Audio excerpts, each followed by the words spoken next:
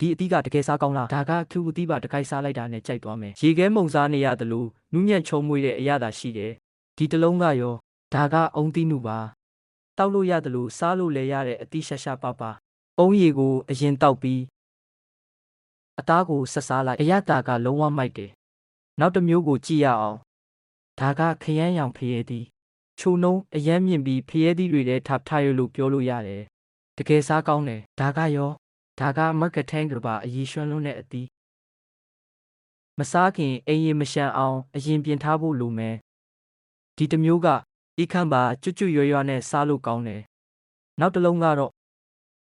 blood peach ပါမက်မွန်နက်မူမွေးနဲ့အရသာကတကယ်ထိမိတယ်ဒါကရော red fruit ပါအရသာကပုံမှန်ပဲရှိတယ်ကစီတက်များလုံးလို့ကျွန်တော်တော့သိမကြိုက်ဘူးနောက်ဆုံးတစ်မျိုး